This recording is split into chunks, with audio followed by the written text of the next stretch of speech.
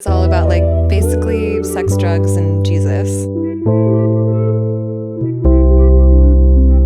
And we're rolling. Hey guys, welcome back to Backsliders. We're here today with our special guest, Brenda Marie Davies. Which camera? There's so many cameras. I know. Yeah, you can look at all three of them or none of them at all. Yeah, this is the wide. You're in all of them. I feel like I'm at risk of doing like the Tim and Eric show with John C. Reilly, where he's like looking at the wrong camera all the time. Just that they cut right when he looks. Yeah, It might be more entertaining for folks. So Yeah, I'm probably going to do that with this episode now. Yeah. Perfect. Every time you look at the camera, I'm cutting.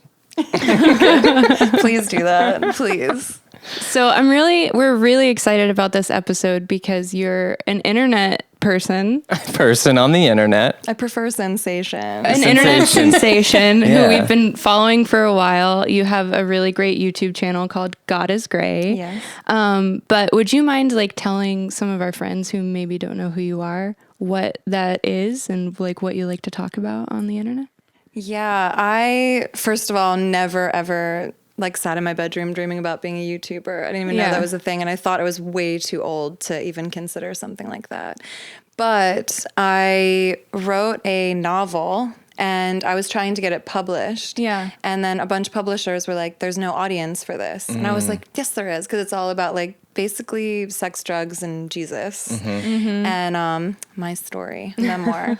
And so then I ended up looking on YouTube because I was like, I'll prove to them there's an audience. And I was looking for sex positive Christians, LGBTQ-affirming Christians. And instead I found a bunch of like, Non-affirming. sorry to my people, but like blonde white chicks talking about if the spaghetti strap is showing, Lord knows what a guy's going to do, so you better cover that up. And I was like, oh my God, we're saying the same things to each other. Like I thought when I stepped out of church, people had maybe progressed past me, but they did not. So I was horrified. And I finally saw this one video of this girl talking about how she doesn't use birth control because God is her birth control. And I was like, that's it. And I was just like out of fury, like picked up my camera. And it was actually a very beautiful experience if you want to get into the whole thing. But long story short, I call myself a sex positive, LGBTQ-affirming, intellectual, science-affirming Christian. That's what I am advocating for because I believe none of those things are like disingenuous to Christianity, to Jesus's message. I, on my own journey of deconstruction, which we can talk about too if people don't know that word, came to these conclusions on my own and basically just wanted to share them and kind of like counteract what I was seeing in the YouTube space. Yeah.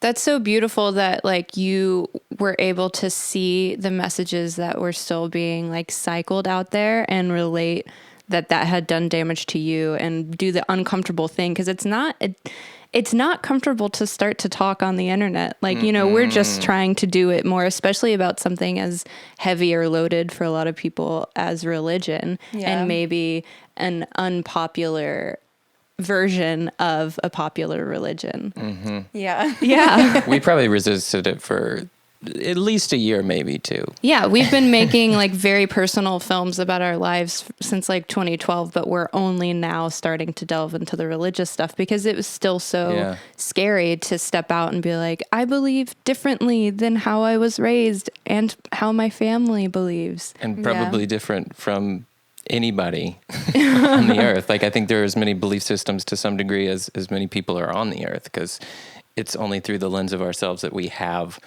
a set of beliefs to some degree. You know, we can kind of come together and agree on certain things, but there's going to be something that we don't agree upon. So it's so... I mean, there's nothing quite like religion to tell you, like, not only are you thinking the wrong thing or do I disagree with you, but also the master of the universe is going to torture you for eternity for what you just said. You're like... Yeah. If you don't hone in onto the perfect belief, ideal, system, doctrine, whatever you want to call it, then I guess you're not one of those 2,000. You're out. Yeah. You not only get it wrong, you're eternally damned. So it's like no pressure. No pressure. No pressure at all. Very light. Yeah. So where did you grow up?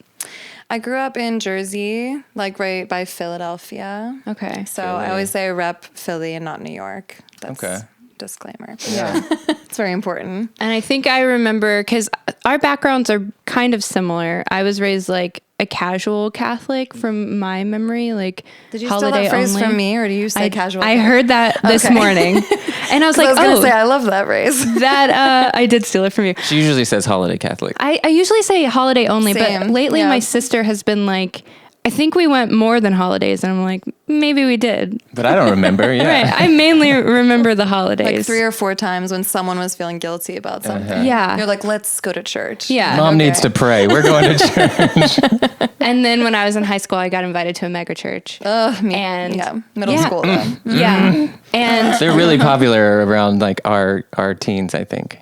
Oh yeah. Yeah. It's well, they're trying to save you before you lose your virginity. And then then it's too late. Or right after, just to make sure you stay there forever. right.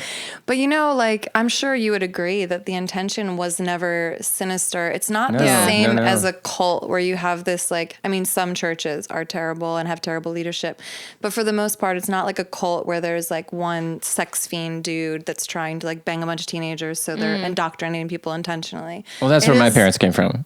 Oh, another story. I like that. Yeah. Wow. Okay. It was a Christian cult too, which is even more like elusive. You know what I mean? It's To your point, that definitely exists because there's no more powerful like tool of manipulation than the name of the Lord of the universe. something that's very mainstream, and Yeah. and nobody in America is, at the time in like the 70s and 80s was like questioning. Like they might question like a yogi cult more likely than somebody who's like the Lord God. Yeah, maybe because that's like familiar terminology to us or something. We're like, that's supposed to be safe. That seems safe. But yeah, so like there was no sinister motivations in my leadership. It was just a bunch of people. And now looking back too, I realized my youth pastors were 23, 24 years old.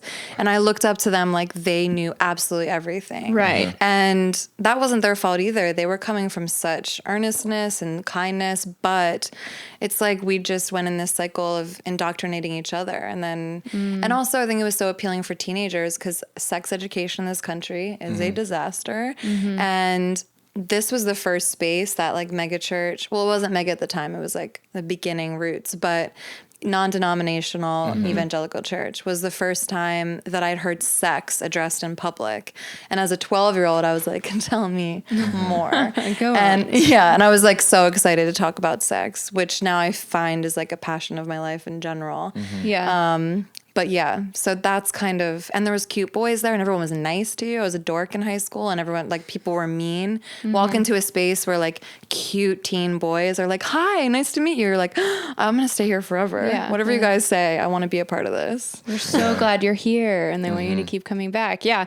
I mean, I did take a lot of good from my time in the megachurch. There was an abusive leader situation that I found myself in, but I really did respond to the message about like a personal relationship with Jesus, which I had never heard about, and like a relationship with a God that loves you unconditionally, like all of that. For some reason, well, not for some reason, I guess it's pretty clear why I didn't really hear that in the Catholic Church, because there's kind of a focus on guilt and then you have to confess to a priest. I really liked the aspect of you don't have to go through someone, like you can have access to God as you are. Yeah. So how did you what was I'm sure it's not an easy answer, but the transition from like your more fundamental days to the progressive openness that you find yourself in right now? Yeah. Basically, let's see. First of all, just to give you a sense of like who I was at the time, I was praying on the front lawn of my school, my public school, like being like, I'm being made fun of because I will not deny Jesus before all of these people. Like with other people or alone?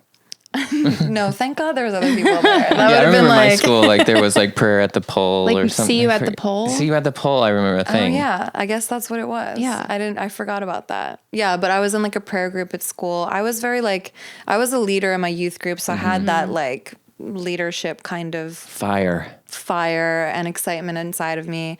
And I was very vocal about saving myself from marriage. I organized the purity ceremony at my church when I was 15. Wow. Yeah. You bought some I rings. convinced all my friends to go to the Christian bookstore with me and buy rings together. And I wore it at school, like super proudly. Yeah. Like, even though people made fun of me for it, which again, I took as a sign of like, I'm so powerful were a for martyr. the Lord. Yeah. A martyr Yeah. for sure. And then I also was raising my hand in biology class, arguing about evolution with my teacher. Young Earth. And I'm, yes, a young earther. I was a baby young earther. Yeah. I even was like the mediator for this debate between an evolutionist and Kent Hovind. Do you know who Kent Hovind is? No, I don't know Ken Hovind. He's like the foremost creationist. Okay. And yeah. He's got a great toolkit of apologetics. Oh yeah. Yeah. And he's a 7-day earther, 100%. Wow. So I was like mediating that. So I was like the epitome of a lot of things that I saw on YouTube of these people. And I knew where my heart was. I also made an art project when I was 15. It was a papier mâché woman, 9 months pregnant, holding a gun to her belly. And I called it abortion. Oh, wow. Wow. Which is powerful symbolism. It really is. Yeah. Wow. What a statement to make. Yeah. My art teacher said it was very intense. That's one way to say A+. Yeah. Like my liberal art teacher was just like, okay. Like everyone was just like so over me, all my teachers. But You're so a very passionate child. Yeah. very passionate, which is funny because now that never left, but then I just took it for my own. Your lensing changed. Yeah, Yeah. 100%. Yeah, it's like you're looking at the elephant from one point of view and then you shift and you're like, oh, dang, I was wrong about a lot of things. Yeah. So anyway, that's how impassioned I was. And I keep telling people that I see religion on a pendulum swing. Or raising children on a pendulum swing, where if you raise someone or you like indoctrinate someone to believe they have to be perfect and you can never touch your penis and you can't look at a woman and you can't like do all these things, then something will break that. Like I've never seen it not break for somebody in some way, whether it's something a tragic loss that makes them question things, or they open up the Bible and they're like, what the hell did that just say? Like, you know, because those things don't hold up. Like when you have a black and white perspective of the Bible, it just doesn't hold weight after a while if you look like a tiny bit past the curtain. So for me, it was like I was saving myself from marriage. I didn't quite make it to the altar because I was just honestly getting really horny, and I was 22 years old, and I actually made a really mindful decision. I was like, you know what, even if I meet someone tomorrow, we're going to have to court for X number of years, then we're going to have to get engaged, then we're going to have to wait to get married. I was like, I And then it's going to suck anyways. Well, that I didn't know. That's the secret that people don't tell you. I mean, mine didn't suck. No, I mean, A lot of people's do, which is shocking. But yeah, so I was reading Bible verses and I was looking at Solomon slaying hundreds of P words all over the place and like concubines and wives. And I was like, he's just doing whatever he wants. He's still a man after God. David had 12 wives and concubines. Yeah.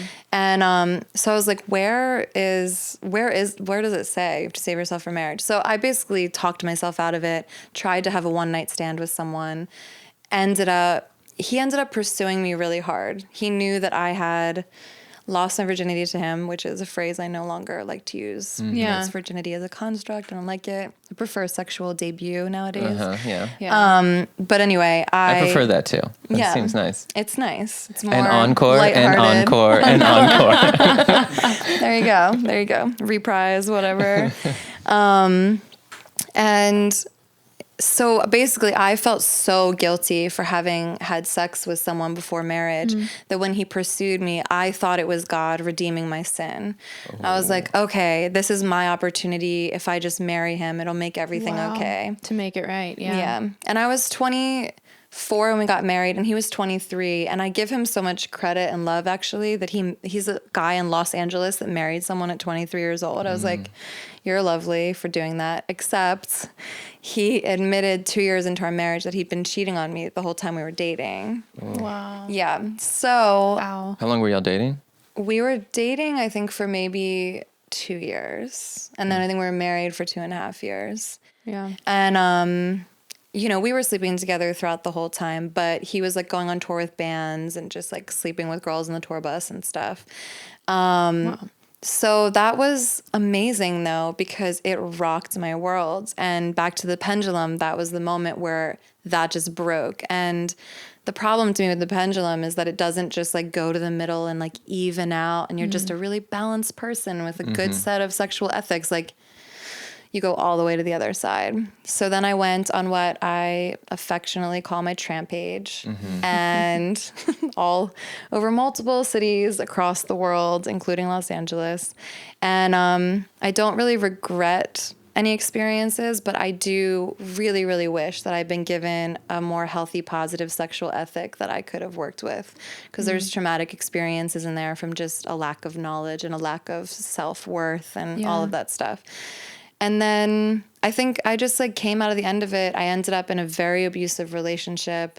And when I finally left that guy, because it was emotionally abusive, and then he finally got physical in the end. And I was like, that's kind of the cue I needed to be like, oh, I'm in an abusive relationship, because he just like got physical finally.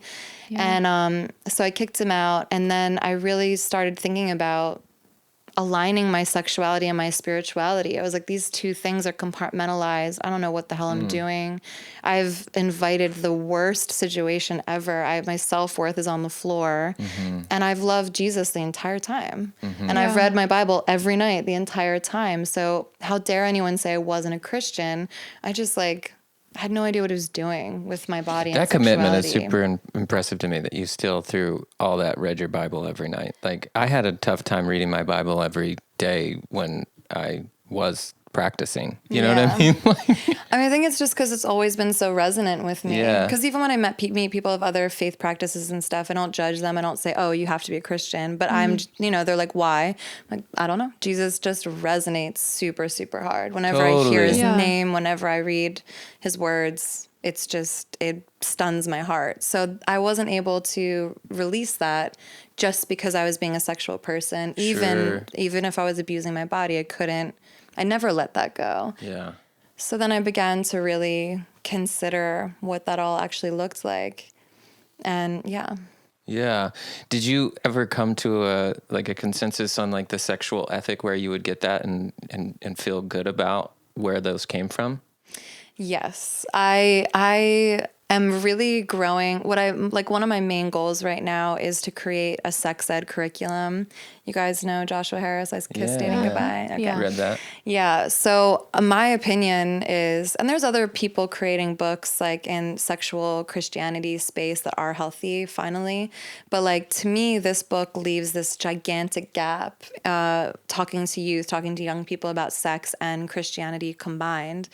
And I would love to fill in that gap. Like, it would be my honor. So I'm just like researching sex and experimenting with it in my own life as well. I have a 2-month-old baby right now. Congratulations. Thank you. Yeah. With someone I'm not married to. Him and I were casual best friends for 2 years. And then I just accidentally got pregnant. Oh, okay. And so when people are like, how long have you been together? I'm like 2.5 years / just 9 months. Or like 10, like however old my baby is. That's how long we've actually been together. So. But currently you are together, committed relationship, Sal? Yeah. So, but like I don't know. It's amazing. He's just the most spiritually challenging person I've ever been like aligned with in the best way. And it was amazing because he's not identifying as Christian, which I actually understand, because Christianity can be so alienating and triggering and heartbreaking. Like he's Mexican, he comes from a Catholic background of like shame and condemnation. And he's like, I'm not carrying shame and condemnation throughout my whole life. Yeah. Like, I'm not into that. So I'm like, that's totally fine. That doesn't mean we can't align. But even that is a challenging concept for people, that you could be a Christian with a non-Christian. But for me, one of the most validating moments was when I was really chewing on this stuff. We were smoking weed, by the way, drinking wine, and all good things in moderation, in my opinion. And all of a sudden, I like zoned out. And he said I completely disappeared. And what I did was I wrote out like 40 some topics that I believe I could cover and address about Christianity if I had a YouTube channel. And I like came to and snapped out of it, and he was staring at me and he was like, where did you just go? And I was like, I think I have an idea. And that's to me what like divinity is, like those moments where the download. Although I hate that phrase because that's such a like pastoral, like cool guy with tattoos. Like when you're spiritually downloading some info into your hard drive of your spirit, you're just like, dude. To me, it sounds hippie because our yoga instructors say download all the time. Oh God. But I guess that makes sense. Whatever's trending for pastors is probably trending for yoga teachers, you know? Yeah. What are we going to do when that technology doesn't exist anymore? They're going to need a new stupid a new phrase. Relevant. Well, I also think it's like a good example of like what has happened when I've done like psychedelic medicines. Mm-hmm. Is it doesn't feel like a conversation or like somebody teaching me a lesson with graphs. It feels like a download. It just feels like a osmosis of like you just receive it. You're like, okay. I mean, don't get me wrong. I'm not dragging you. No, you can drag me. Hey, you know, you just I might look like a youth pastor. I saw a faux hawk on you for a second. I do have like a salmon shirt on right now. So. Like those porn style glasses and a faux hawk. I'm like, okay. Yeah. My wife is so hot. Christian. Yeah, my wife and I just bang all the time. You guys are gonna love it when you so get hot married. In the Lord. The Lord is always there watching. It's amazing. Yeah. But yeah, you know, that's what it is. And psychedelics will get you experiences like that. And then also these divine moments. I did point out that I was smoking weed because I get so much anxiety sometimes that I like, and you know, like Eckhart Tolle says, and it's even controversial to acknowledge that I do respect New Age teachers, quote unquote. But like he says, he was on the verge of suicide, and then he had a moment where he was like, I can't live with myself. And then in the next moment, he was like, who am I talking to? Who's myself? And he realized that there was like a self that was higher, and then there was some other self. And I call that my antagonist. Like, I don't call it Satan. It's just like when I'm walking around and I'm just like, you're disgusting. You're failing at everything. I'm just like, well, that's the antagonist. And I don't know who that is. I know that's not my highest self, but have you ever heard old man nature? No. That's what my parents would say. Like, you got to put off your old man nature. And that's the antagonist? Yeah. Well, like it's the monkey brain? I mean, you're getting real hippie. But my parents, it was just, I think, just the vernacular within the community. Or like all these semantics that we're addressing. Yeah. It's all saying the same thing. Like the nagging voice in your head that's like not for good. It's not anything that it tells you is not serving you or it's hurting you. It's maybe hurting others. What's interesting is like I think that we do always kind of every day it's a daily battle with that old man nature or that antagonist. But I think what was confusing in my upbringing and maybe their understanding is it was also the thing that would happen when you were born again. You would be putting off that old man nature. So it was kind of this thing that was like, you were supposed to just be cleansed of it all of a sudden, as opposed to like, no. Like, you're still going to deal with the thing every day. It's going to show up and you've got to be like, no, like stop trying to rule my life. I think that maybe it's oversimplified in the sense of like, oh, pray this prayer and God's in control and now everything's going to be funky dory. Right. You know what I mean? Like, it's psychologically not going to be like that. I like that a lot of people now are calling it their shadow side too. Yeah. Because very Jordan Peterson of you. Love him. I didn't know he used that, but I just do like it because I can visualize it so easily. Because then it's like, is that Satan? Is that demonic? And it's, to me, I'm like, yeah, I could see that be like definitive of something satanic or demonic because that shadow side, that antagonist, whatever, is the thing that could compel you to get so jealous that you kill your lover, you know, which to me is low, dark, like darkness, demonic, whatever. And whatever semantic you attribute to that makes you relate to it the most. But I do feel like psychedelics and then weed in moderation like help at least quiet the antagonist. And like I felt like that night it like totally took the antagonist away, and then all of a sudden it was like it just washed over me and I was like, oh my God. And it was a really beautiful moment. And I knew for sure I had something divine. And I also believe that certain messages have to come across. Like, I don't think I'm necessarily special in any way. It's just like whoever will listen to that voice and take charge and do the thing that it's encouraging to do and not let the antagonist drag you down, or if you want to call it the devil, whatever, like you have to ignore that and push forward and know your higher self knows exactly what's going down. Elizabeth Gilbert, in her book Big Magic, she talks about a poet, and I can't remember the name of the poet, but how the poet described her writing process was that she would see a poem coming to her and she would run back to her home to try to get there in time to write it down. And if she didn't, she just felt like the poem went on to someone else. And I thought it was like such a beautiful, like visual, story about creativity. And that it's like available to all of us. Like I might miss an idea, but I think she even had a story about somebody else writing a similar idea, or she picked up an idea that somebody else started years before. And they were like, oh my gosh, like I started that and I gave it up. And she was like, well, it came to me and I wrote it. I definitely believe that. I feel like, creativity absolutely is a divine experience, because you can't quite explain where these ideas come from. And sometimes they do just come to you or flow out of you or happen when you're like truly present or present with another person. And to me, that is God, that is divinity. I can't even explain it fully, but there's just something.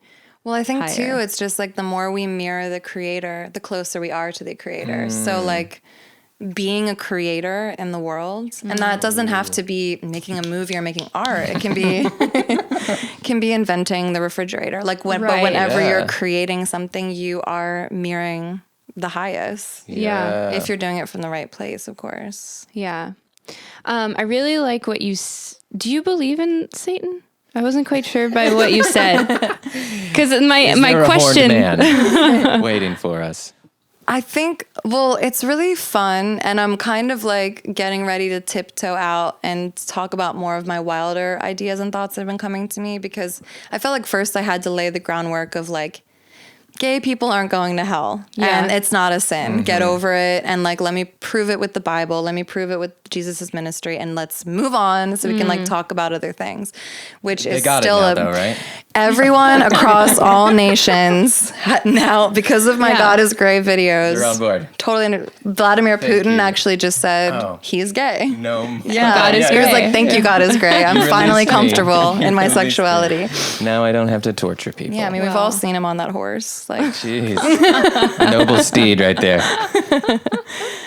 But I think one of the main things that I've been learning in my spiritual life, the more that I just like surrender and listen, is that we don't know anything. And also the language is so limiting. Not only is our mind capacity so limiting, but like language is impossible. There's one word for love. There's not enough to describe the masterful mystery of the universe and its creator. So I know for a fact there's darkness. You can't hear about pedophilia, or like you can't see a video of what goes on in a pig farm and be like, oh, there's no satanic, there's nothing.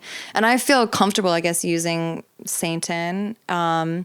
But Satan, actually, that word means the divider. And I think that is just the most like clear way you can imagine it. Anything that divides you from goodness, takes you away from God, like causes division in the world. Anything that separates us. Yeah, and I'm not saying, just pretty apparent in our bordered world, Well, exactly. And like, I don't want to get political. Let's not stay on it. But like, that's like something I would call what Trump is doing satanic, not to be like, oh, the devil's whispering in his ear, but just to be like, you are causing division. Satan is the divider. It's just satanic. I don't know what to tell you.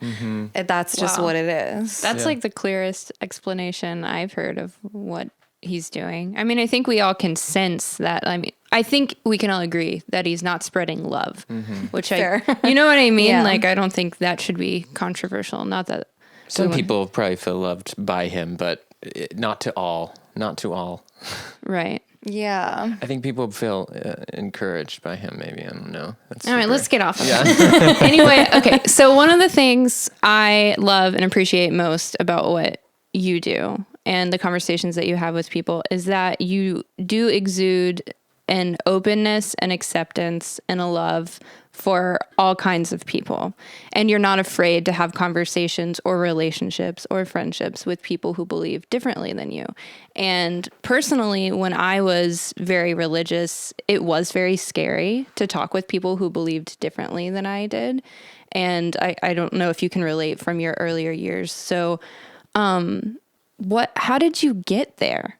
You know, because I feel like so many Christians, we've had some Christians who've been afraid to even come on our podcast because we call it Backsliders, which to us just means like I don't identify as that. We're like, well, that's not, we're the ones. Yeah. You don't You're have just to a be. guest trying to save us if you want. Right. That's amazing. I'm like, oh, I didn't see that. I have to leave. I'm not signing that.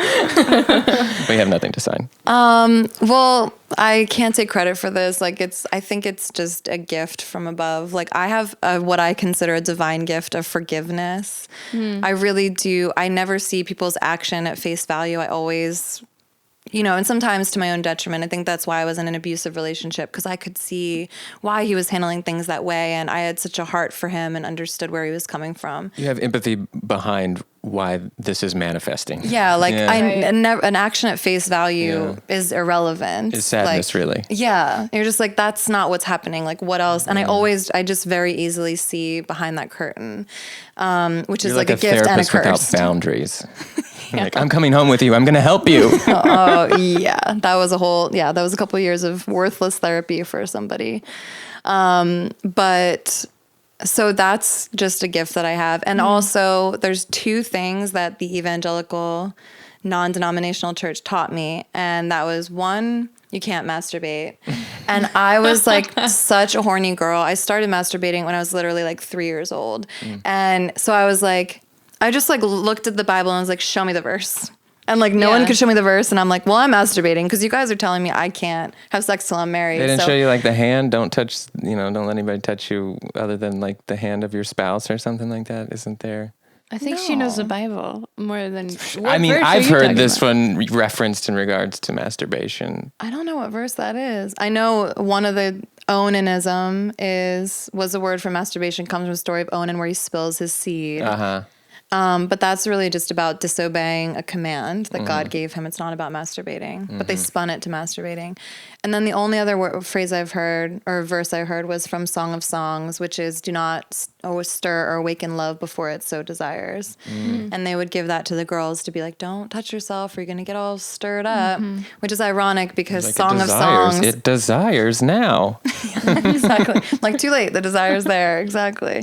And that's a whole erotic book between an unmarried couple reveling in each other's bodies and eroticism. But yeah, pluck one verse out of there and tell us we can't masturbate. Makes perfect sense. I did not know they were unmarried. Yeah, me either. Well, even if they were, he also had hundreds of wives and hundreds of concubines. Well, it was because And also, we don't really know the author of that book for sure. Some people say Solomon, some people say not, whatever. Yeah. So neither here nor there. But then the other thing was they were telling us to don't go to the club, don't go out drinking, don't go hang out with sinners. Like, you never know, like, who you hang out with. You can fall, you can backslide because of who you're hanging out with. And I just was like, I'm reading about Jesus and he never even hung out with religious people. And you flipped their tables.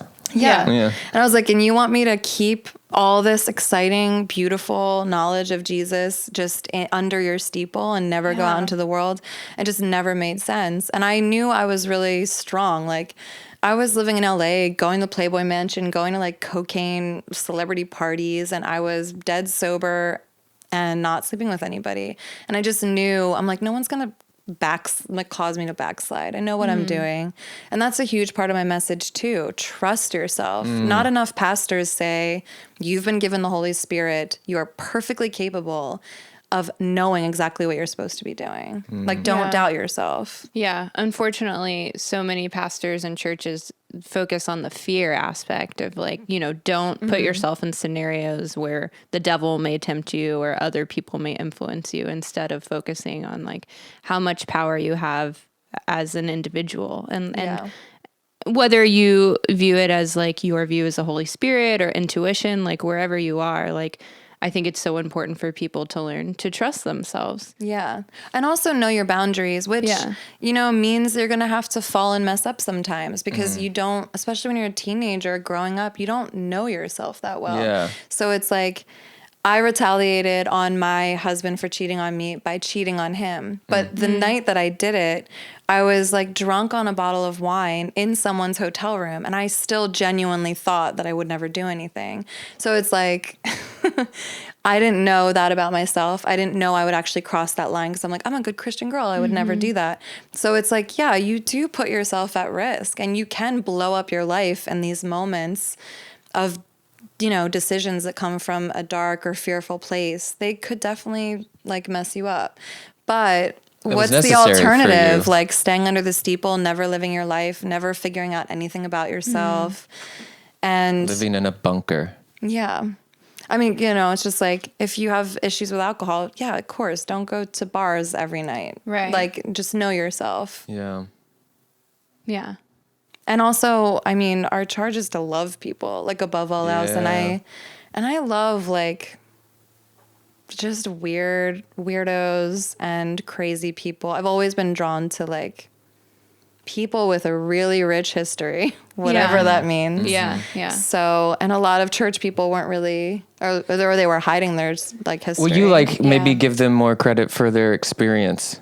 You're like, I know that you've lived a life worth talking about. And so I can trust maybe your advice. Yeah. Like actually, when I was in church in LA, my friend Harmony Dust has a group called Treasures where she helps women get out of the sex industry if they want. There's like no pressure. She's just like, you're loved. We have resources. If you're sick of doing this job, like just call us. Yeah.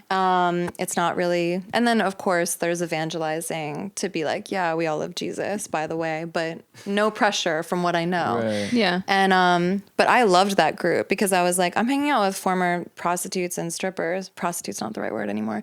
Sex workers. And, and I loved that because I was like, these people are real. Yeah. And they're not afraid to like just lay it all on the table. They're raw.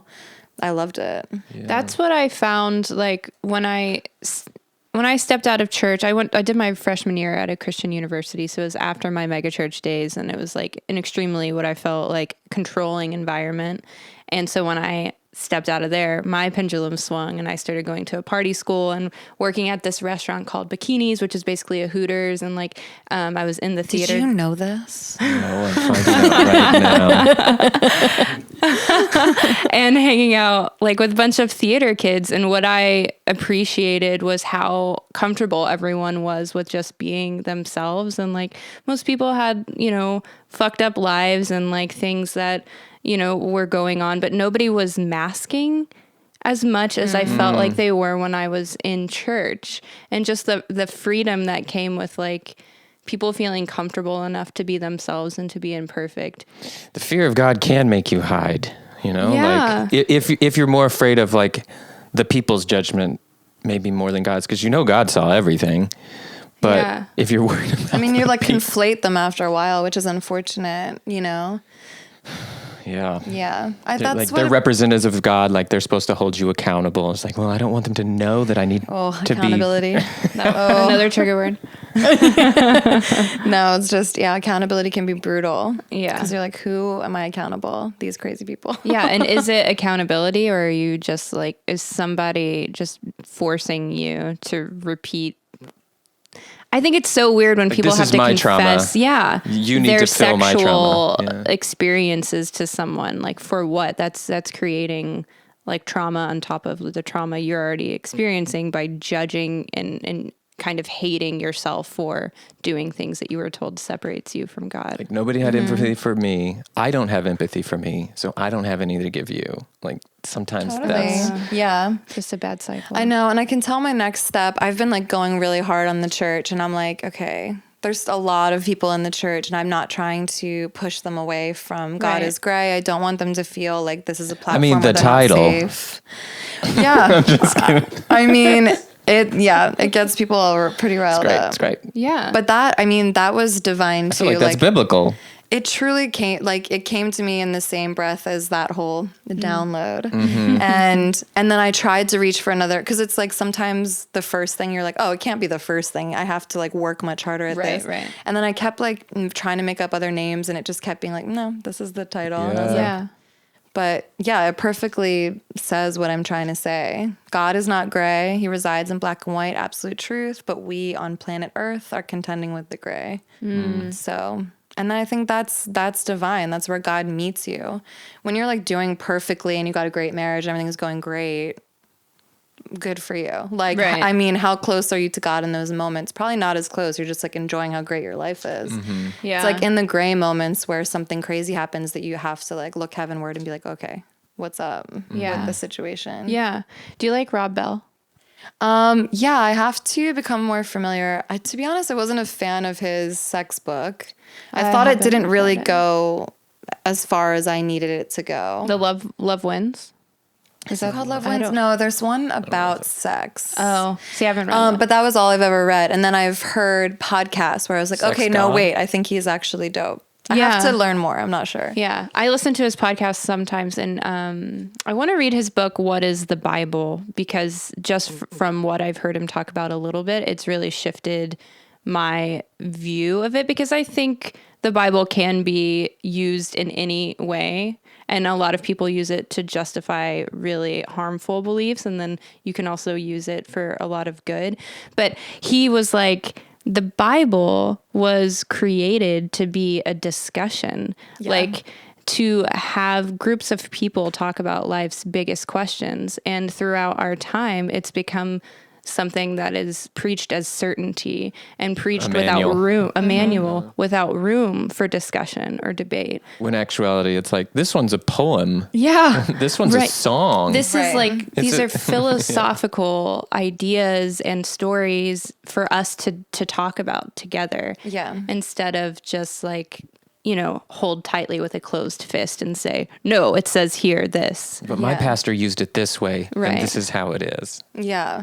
That's I rough. mean, some things I really want Christians to learn and understand, and I just learned it fairly recently, is like Jewish scholars take the Torah and they use it as that conversation. And there's no such thing as black and white. Everything is open for interpretation. Everything is about your personal journey. And they even like revel in arguing with each other and debating. Yeah. And they think it's a joy. It's not like, well, now we know who's going to hell and who's going to heaven. They're like, They don't even and they don't believe. even believe in hell. Yeah. Exactly. My We've had a friend couple Yoni was Jewish on, friends and this is the first time they don't even care know. about the afterlife. I'm like, How nice is oh my that? gosh. I know. Yeah, pressure's off. They're like, we know that this is here and we should do a good job taking care of the earth that we are on right now.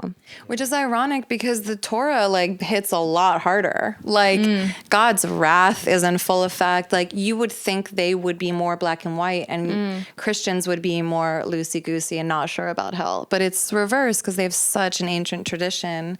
And they really respect the text as, like you said, stories and history and poetry. And They get fundamental, some of them, you know. I mean, Yeah. There's definitely So like you issues said, still. there are.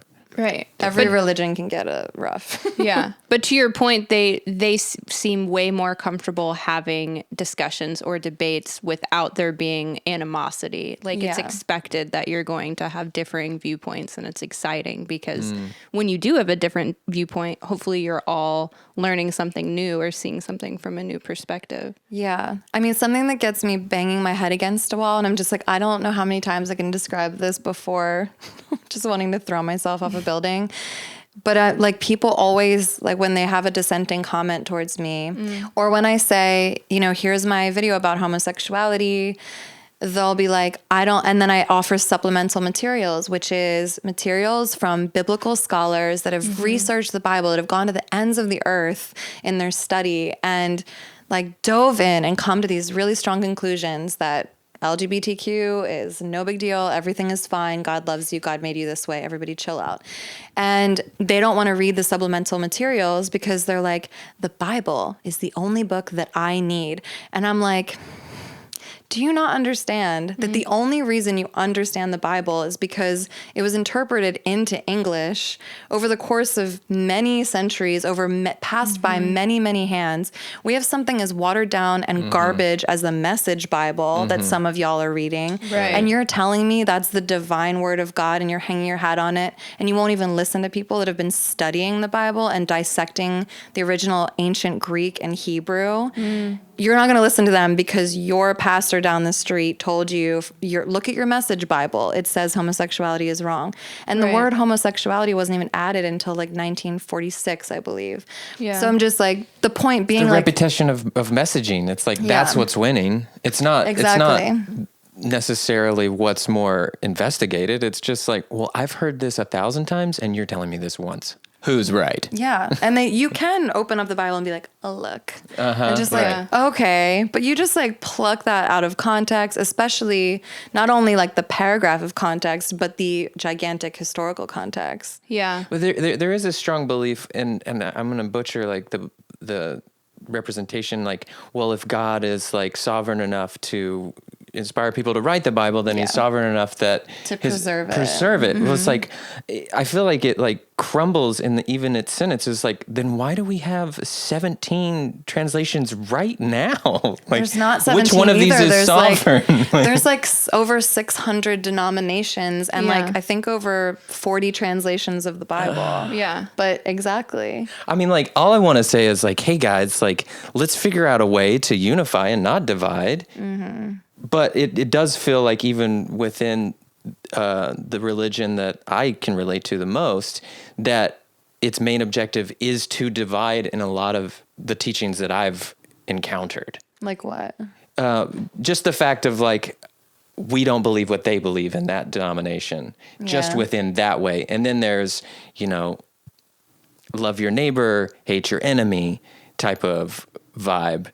And then there's, like, I was definitely raised by parents that were definitely afraid of people of other denominations, whether it be Islamic or Jewish, just being like, they have it wrong and you should be frightened of them to some degree.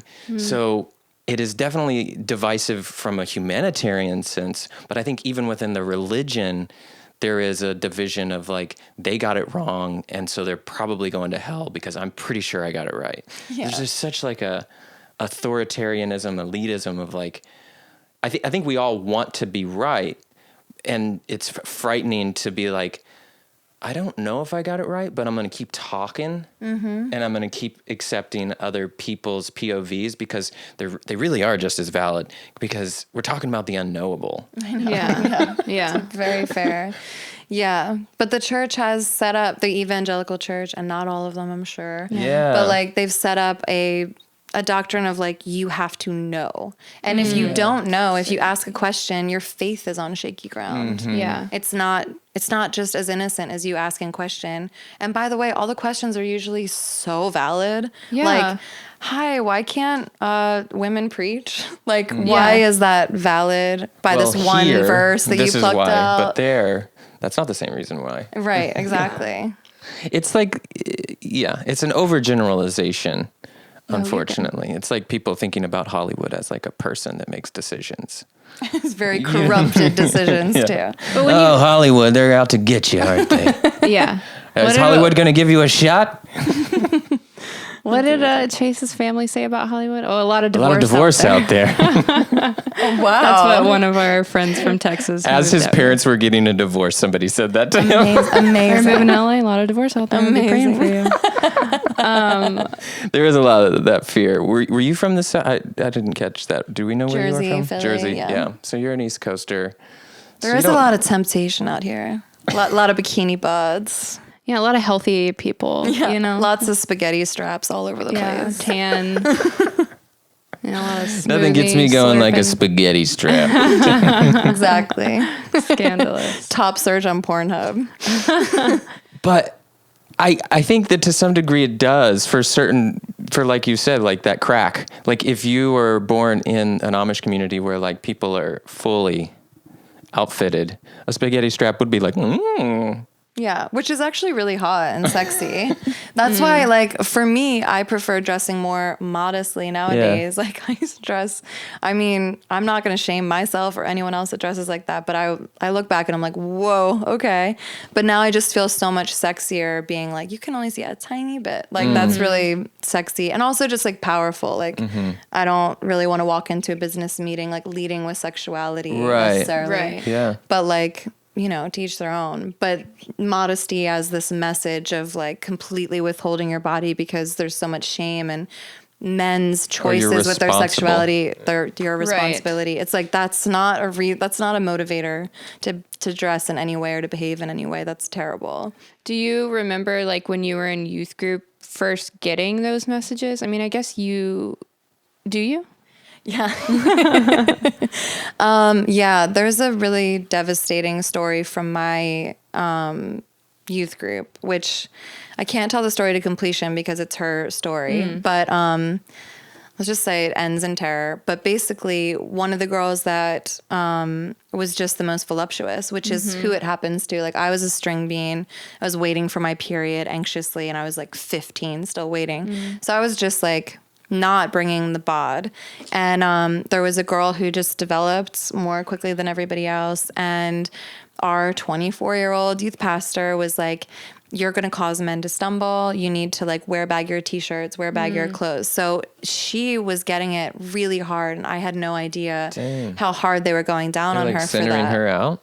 Yeah, because her body was the temptation, and she was being told like, maybe you should sway your hips a little less, and you know, you won't be tempting people. And like I said, I won't tell the whole story, but like she ended up being assaulted by someone in church, and she internalized it. It was her fault because she was swaying those hips. Her body was too much womanly for him to handle. Do you feel like whoever this assailant was getting the message that it wasn't his responsibility? Uh-huh. Yeah. Yeah. Yeah. I mean, there is... Was that reinforced post? I don't know if there was any discussion post for her. I know that she kept it a secret for a really long time. I don't know how many people she's even told, but... did she stick around? Did she feel like she had to disappear? Yeah, she did stick around, which, is also awful. But yeah, the men are like... I mean, I have a modesty video that I put out, and I pulled these horrific clips. And like in one of them, it has like a 12-year-old boy being like, if, there was like a woman, and she was like, if you cause someone to stumble, that is also on you because you caused them to stumble. And then this 12-year-old like boy follows it up, and he's like, if you're tempting men, you need to be prepared that someone's going to fall. And it's like, it's horrifying to watch that indoctrination. Yeah. And these are all, I don't know if they were coming from a good place. I feel like purity messages were coming from a good place. I don't know about modesty. Yeah. I mean, I think that there's a lot of wanting to control women. I mean, I think I experienced some, in hindsight, like warnings about my body, or I remember getting talked to by a youth leader. She was a woman. She like pulled me aside and she was like, I need to have a serious conversation with you. Beauty is a spiritual gift.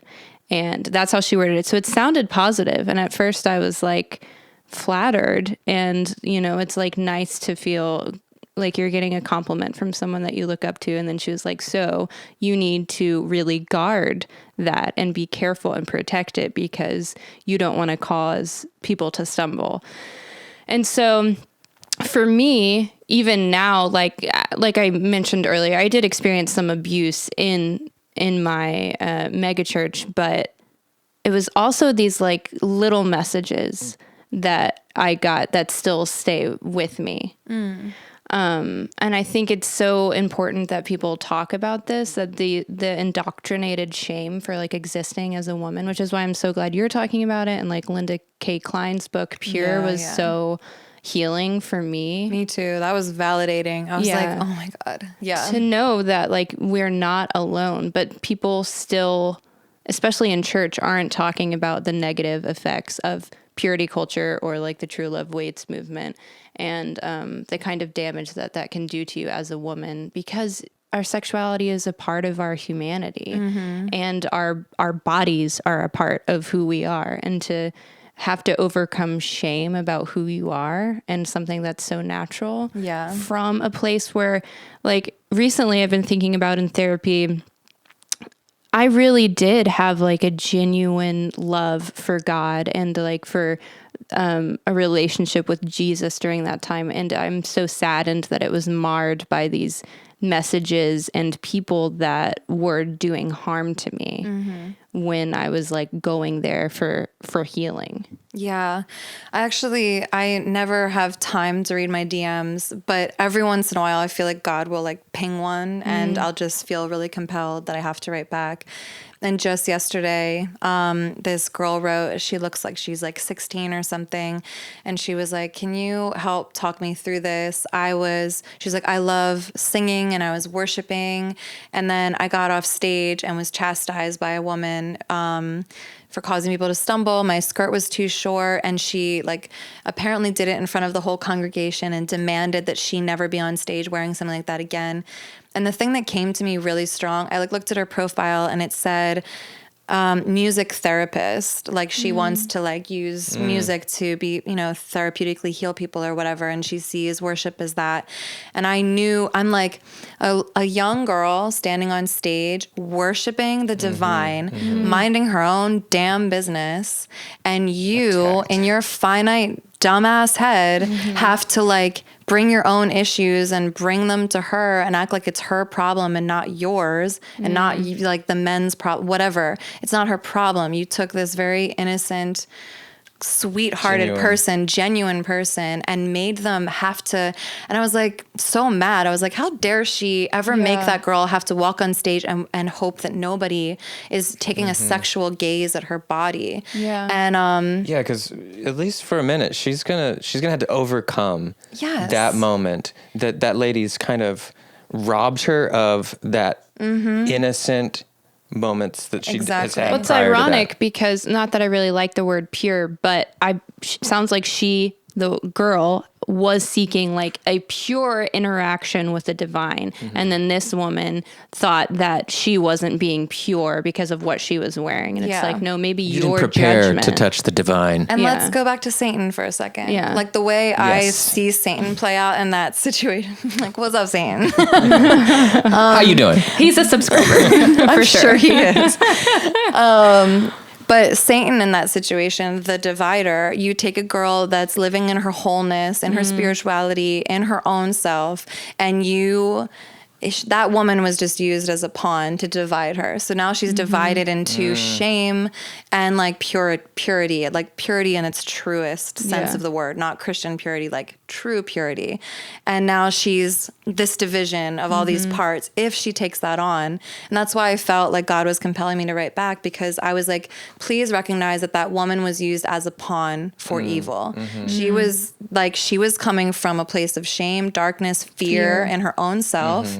And she put that onto you to divide you as a person. And it's no coincidence that her passion is music therapy. I was like, that was like the devil, Satan's attempt to make you never do the thing that you were born to do. Wow. So I was like, just wash that off and keep on moving, because that's no. Wow. But that's really the way I see. And like if anyone's not Christian listening to this and sounds like I'm being bananas, again, like put your semantics onto it. That's perfectly fine. Like think of your heart's desire, the thing that you were born to do that used to get you going when you were a little kid. And think of one person that harmed you in that exact area, and I bet you'll find it. I think everyone is like tried, like the antagonist comes to us in that one thing that we're meant to do. It's meant to shut off the voice of the muse and the divine. And it's supposed to like attack you for the rest of your life and be a part of your antagonist voice in yourself.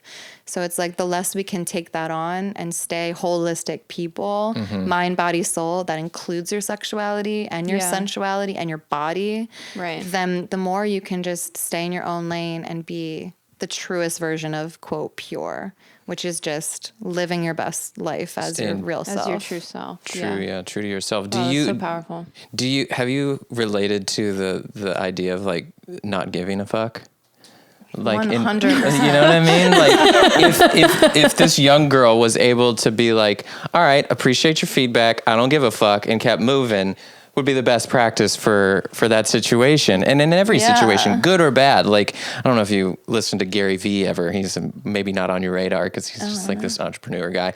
But saying I don't care about entrepreneurs. he's just, I can see how he might not end up on your radar. He's a little annoying. He's a little annoying. But he does have like a good message, which is just like not giving a fuck of like, he gets a lot of social media attention, but he's like, I don't listen to anything people say, good or bad. Like, I get tons of comments and half of them are good and most of them are good, but some of them are bad. And he's like, I listen to them, I ingest them, I take them as feedback, but I don't give a fuck if you like me or not.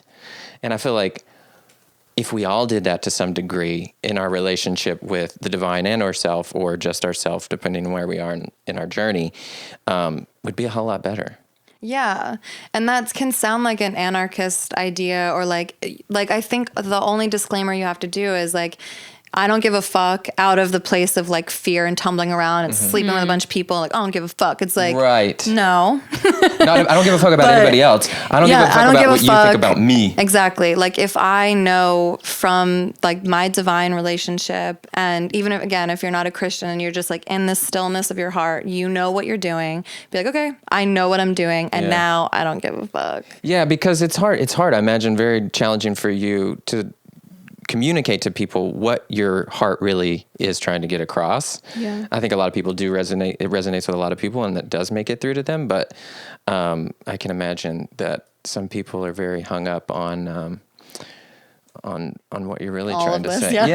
Yeah. So, I mean, I also have like a huge heart for trolls, and like I mean, they're not all trolls. They I think they would resent that. They're like, I'm just a person spreading the true word of God. Yeah. But you have empathy for people that are manifesting fear in evil and hateful ways. Yeah. And to an extent, like, it's like this guy wrote a graphic novel about Jeffrey Dahmer. Okay. And he went to school with him his entire like school career. And he was like, I have empathy for him all the time, forever, until the moment that he murdered this first victim. Because he was like dealing with so much torment and so many negative voices. He was dealing with alcoholism when he was really young because he had a really terrible family. So it's just like, you can get all of these terrible things given to you. And everybody has some sort of challenge. But then it does become your responsibility. It's like, I am very quickly losing patience, especially if I give you 7 really solid books on LGBTQ Christianity and you're refusing and you're spreading your hate. I'm like, now I'm over you. Now, like, get the fuck out of my way, because stop. Like, either open your mind and be real with it, or shut up. But then there's other people that are like mad about the modesty and the purity issues, and I can tell that they're so scared. And I have gotten more than 5 messages from people that are like, hi, I used to write tons of hate comments on your page, and it was because you were riling me up in the part that like hurt the most, and now I love you. And I'm like, oh my God. That's so People cool. have gone on a journey with you. That's cool. People that are yelling the loudest are often the ones that most triggered by that specific thing. Like, how many dudes get caught having gay sex in their office that are politicians against being gay? Pastors. Happens all the time. And that's not a coincidence. It's like I talk about sex constantly. That was like one of my biggest challenges, and one of my darkest falls, one of my most like wonderful pleasures. I think, whatever. Yeah. It's like obvious. Yeah. No, I relate to that a lot. I never thought I would be speaking about sex or making films exploring like sexuality at all, because it used to be so triggering for me. And I was so ashamed, and therefore would shame others because I felt ashamed. And it almost broke us up. Yeah. I mean, it had a huge effect early on. on our relationship. It was, I might have messed you up. No, it's fine. Early on, I would just say it was like, there you go.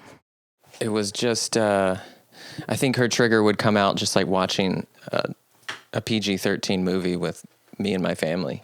and it would be like, oh God, this is uncomfortable. But that Can wasn't. you give me one PG-13 movie that I mean, it was like Joe Dirt one time. You know what I Okay. mean? Like, Yeah. Blowjob. But this isn't. But I will say, because I have empathy for myself, it wasn't just the church shame. It was also the abuse. So it's like layered. It's not. I can't say that like every girl who was shamed as a Christian and didn't experience abuse or assault would have such strong triggered. For me, I hadn't explored any of that in therapy or worked through it. So it was just when it would happen, it would just be like a huge like trigger panic in my body without me really knowing why. and it was probably actually a misogynistic representation of sexuality. Which also doesn't feel safe. Maybe, yeah.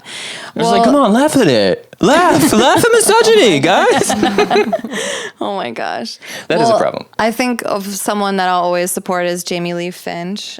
She wrote a book called You Are Your Own. She no longer identifies as Christian, but she did every denomination across the board. And she talks about the body and how the body holds on to trauma. And it's true, your body stores up everything that happens to you, and we disrespect. She also encourages us to call our body like her, like not it. Like, so I've disrespected Me? her in certain ways. You know, whatever you want. Oh, right. That's true. I'm totally open. Well, I just didn't know like all bodies were hers is what she was saying. Oh, no. I was like, Like identify your body like it's worthy of something besides being an it. yeah. I feel the same way about animals. I don't like calling them it. It's like they're he's and she's too. Yeah. But it's like just a level of respect and to just acknowledge, like, if you're like, when I was going to church, I tried to go back after a while, and I would feel like vomiting when I was sitting there, and I was like praying no one would talk to me, and I kept being like, stop. Don't be weird. These people are nice. Just like get back into it. And then reading Jamie's book, You Are Your Own, you're like, no, my body stored so much trauma in that environment that my body was like, we're not safe. And I was just trying to pray it away or like ignore it or shame myself for being scared of non-scary supposed people. My body was like, no, these people are scary and they have been scary. And maybe you should get out of here. Yeah, I got to read that book. You'd love it. Amazing. You'd love it. Mm-hmm. Do you feel like you were kind of like allergic to like the masking that you were noticing, or just like the environment? Because I'm just, maybe I'm putting words in your mouth. Sometimes I can't. I mean, I was raised in a church, so like I can spot a masker like easily. Yeah. And they kind of make me sick because I think I'm feeling for their sickness. You know what I mean? It's Yeah. like, why do you have to feel this way? Yeah. I'm like, you don't have to be this happy at 9:00 on a Sunday. Like, you were You're probably tired. out drinking last night, and like nobody needs to be that happy. Yeah. I hate inauthenticity. To like probably more than anything else. So like going to a church where they have fog machines and everyone's like, get on your feet. I'm like, I'm not at a rap show. I don't feel like participating, and I don't like, can I just, if I want to sit, like if the respect of a yoga class gives you. Right. Like it took me a really long time to realize that when yoga teachers are like, do what feels right for your body, they weren't actually just manipulating me into like feeling okay. Like, You could do child's pose the whole time if you want. yeah. And I was like, and I started like taking that on, and I Definition. feel like a rebel still in a class where I'm like, no, I'm going to follow what my body intuitively wants. And I'm like, if I was in church, they'd be like, we said, stand up.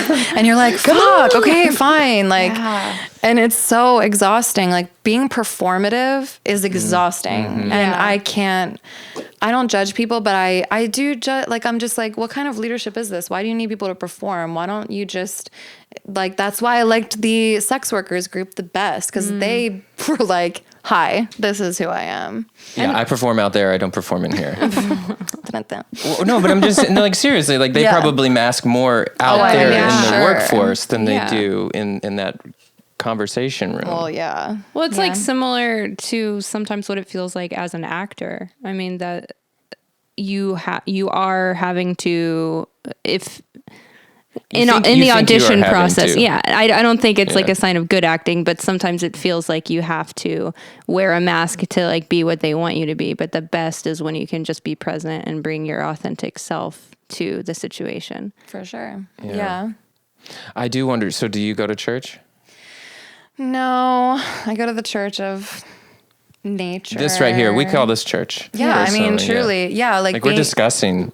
absolutely. Being in communion with Creator. people, like drinking wine at a nice dinner table and having a spiritual conversation. Yeah. My church is like talking to my best friend Haven on the phone, like accountability. She calls me out on everything. My partner calls me out on everything. getting still with myself, because church is triggering. 1, 2, I haven't found a non-performative one. 3, I wonder if that's harder here in LA too, because I mean, because they're really probably performers. bringing the heat. My friend Grace Baldridge, she has a docu-series on Refinery 29 called State of Grace, and she is married to her wife, so that already is like so outrageous to people. But on her show, she explores like the intersection of politics and faith and all of these like fascinating topics.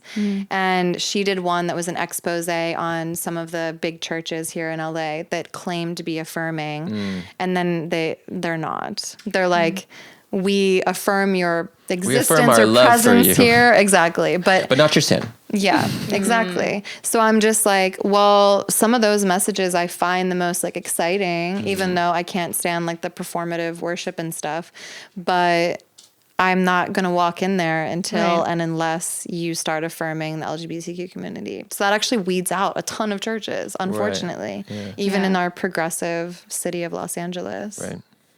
Yeah. Another question. You don't have to answer. How do you plan on broaching the conversation of God to your child? Oh, I am a big believer in leading in action. Like, I also, too, the more I'm studying sex ed, which is a great passion of mine, they keep saying that the most, like, statistically, the most effective way to teach children and to like have your child's respect throughout their whole life is to keep conversation always open and completely non-judgmental, which I think will be easy for me because I'm just not a judgmental person by nature. It will annoy them. Yeah, he's like, I'm trying to rebel. I'm like, do your thing. Explore You don't the even world. get it. You're not even mad. It's not even worth it. I'm going to go read my Bible. Yeah. I'm like, oh, dang, this worked. Yeah, totally. I have a friend who is like, I was at her house in Oregon and she has like she was like trying to give her 15-year-old wine or something. And she's like, Mom, I don't want to drink. And I'm like, that's hilarious. I've had that exact moment with my parents. Really? Yeah, my parents were definitely not like, they drank. So they couldn't like prevent me from drinking, but they would always, like, even when I was underage, they'd be like, you want a sip? And I think it was for that exact reason. Like, they just didn't want to make it, I still had drinking problems throughout my life, but yeah, I mean, yeah, it didn't totally work. It's in the bloodline. Right. I'm a big believer of like taking the eroticism out of things that don't need to be that salacious. It's like, have a glass of wine, 15-year-old at dinner in my presence. And like, we're going to take all of the excitement. We're going to drain the sex appeal out of these things for you. And like, I want to tell you the difference between methamphetamine and Molly, and like, just drink a bunch of water when you do MDMA, please. I'm begging you, like, don't die on me. Like, cause I didn't tell you how to like navigate these things. Cause I just don't want to impose myself. I want to lead by example and try to just keep growing in as much wisdom and love as I can, and just hope that and I don't know. I feel confident about that. Like in sex ed, they were saying, don't give your children rules and regulations because they're naturally inclined. They're supposed to rebel. That's what teenagehood is all about. Yeah. But if you because you're a stupid parent. Yeah, you're a stupid, dumb, uncool idiot. And yeah, but if you instill values in them and you're like, I went on a trampage and these were some like foul situations that I had that really hurt me. And like, I hope you don't get in those messes. Like, I don't really think you're ready to have sex at 15. I'm not going to say you cannot leave the house and you cannot have sex. You clearly can. Yeah. And they will. They'll find a car. They'll find a friend's house. Like they I will remember find a place when to my do parents found out. I mean, my sex talk with my parents was after they found out I had sex. Great. Yeah, it was wonderful. And it was because my mom asked the theater, because I was homeschooled until 8th grade, and then I went to public school and I did theater because I was super cool. Yeah, me too. And my mom asked my theater teacher if I was gay.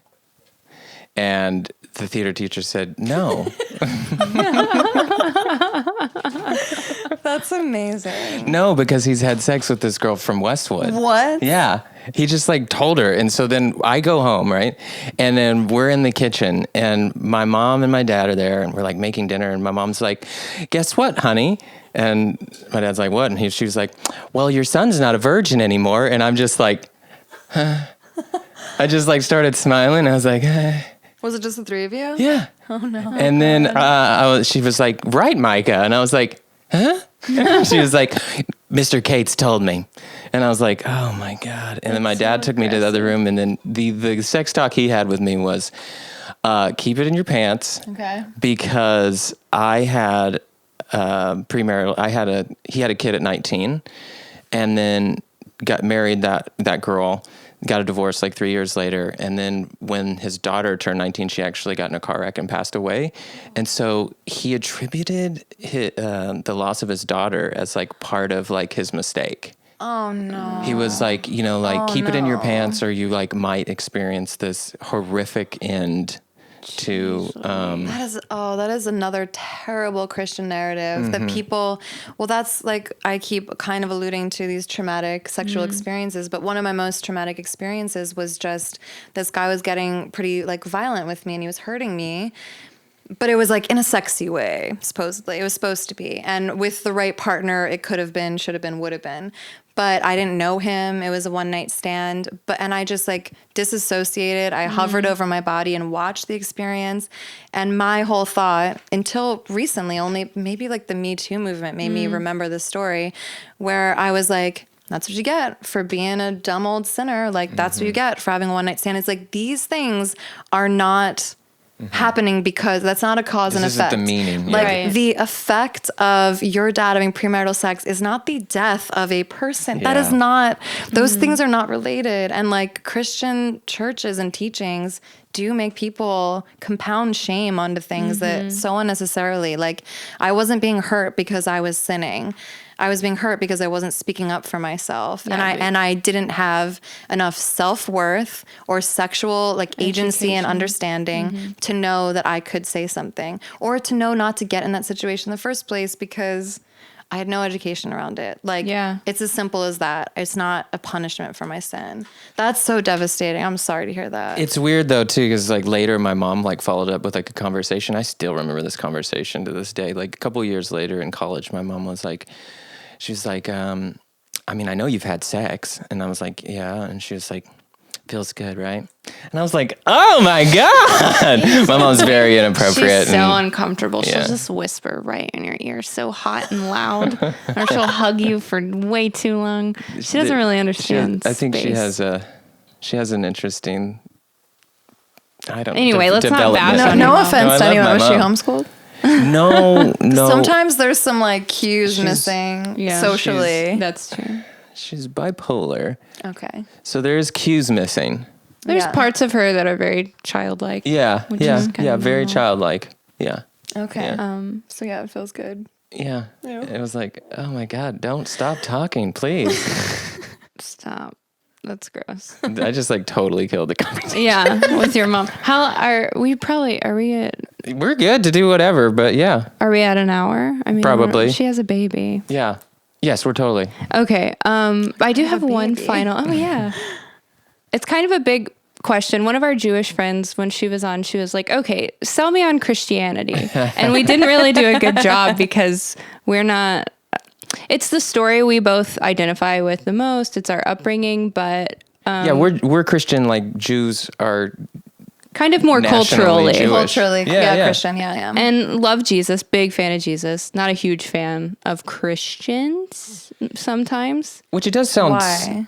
I'm just kidding. Well, it does. Well, we're a fan of you, and you're Christian. You identify as Christian. So I guess I would like to hear from a Christian whose messages I find very inspiring and exciting and loving, like your take on the whole Jesus thing. Like if you were to explain represent Jesus Christ. No pressure. Great. Finally, my calling is being lived out right now. I would not sell her out or sell her on going to a church or getting around Christians. I'd be like, don't do that. That's not the good first step, ironically enough. I think that she should please hold on to her faith traditions of being inquisitive, of not knowing, of simply like keeping an explorative nature and just being excited about exploring spirituality and the text of the Bible. Like she's already working with one half of it. So if she just like dips her toe in the second half and just see what resonates. And I have, my cousin is Jewish, like just at birth. And she got really into Buddhism and everything. And in my church, they kept telling me, you know, all these other religions are sinful and all these people are going to hell and you have to get them saved. And I, again, never took that on. I was like, that doesn't feel right instinctually. I know shoving this down anyone's throat is never going to do it, ever. And I find that it never has. And I've never approached it that way. But I just kept being accessible to her. And like, if she needed a prayer or whatever, I'd pray with her. And just one day, spontaneously, she said she had been out and she had this really crazy psychedelic divine experience. And she just called me and she was like, Brenda, Jesus is real. And I was like, hi, what's up? Like, and this is after like, you know, 10 years of me being Christian and never tripping about her faith and vice versa. Yeah. And she was just like, I don't know. He just like approached me and she explained this like really divine, beautiful exchange that she had with what she felt like was Christ consciousness and that divine spirit. And she was like, okay, so that's what it is. I believe it. That said, like, I don't think anyone should take on the pressure of being like, you have to explore this to be like, are you real or not? Are you the Messiah or not? But just like, meditate, like sit down in a beautiful space for a second, close your eyes and say Yeshua a couple times and see if it doesn't give you some tingly feelings. Sounds mystical. It's I'm a very mystical Christian for sure. Jesus was a mystic, right? Totally. Yeah, 100%. And like, and the name Yeshua is so like, it makes my body tingle every time. And I just, birds. He hears it. And that's why, I think just giving people the space to be like, just explore it. Just like dip your toe in and see if it resonates. Right. And I'm confident she'll feel a little tingly and weird about it. But that still doesn't mean she needs to like abandon all and, you know, hang her hat on that and say he's going to save her soul. Right. Just explore it. Yeah. He's a loving, great teacher. Yeah. I mean, and then worst case scenario, whatever, quote unquote, like, he was a magnificent person that walked on earth and he said very beautiful universal truths that we should all line up with. Yeah. And because there's nothing in red in the Bible that is painful. Right. It's all beautiful and edifying to anyone of any faith. And connecting. Yeah. Thank you so much for being a guest on our podcast. Thanks for having me. We really appreciate you. We will share your links, but do you want to tell people how they can find you? Yeah, I'm like, look at every camera. Whichever camera you look at will not be. You'll cut it to the other one. Like, youtube.com/GodIsGray. Go search God is Gray, the podcast. It's on Apple, Google, Spotify, Stitcher. I forget all the names. It's like on every podcast platform. I'm terrible at Twitter, but I'm on there as well. Instagram @GodIsGray. Don't email me. I'll never respond. Like, I wish I could. Do you get a ton of emails? So many. And none of them are like, hi. They're like their life story, which is beautiful. I sent out an automatic reply that's just like, I hope just writing this was a catharsis for you. Because like, in a way, that's all I can offer until I have like extra hands or help. Yeah. Right. Assistant or something. Yeah, because I can't. There's like such a need for people to have somebody to speak to. Yeah. Yeah, and that's why I ultimately just want to build community that's like safe for people. Is there like a therapy hotline to refer people to? I'm like, don't go to a Christian therapist, please. No, I know. Beg you. But I had a Christian refer me to a therapist that wasn't Christian specifically for that. He was like, you should go to like a secular therapist. Yeah, I recommend. Yeah. Well, thank you all for listening. Our dogs are about to break in. If you enjoyed this podcast, please rate it. Subscribe to us and leave us a review. That really helps us. Thank you guys. We love you. Bye. Love you. Bye. Bye. No, I'm not saying that it wasn't real.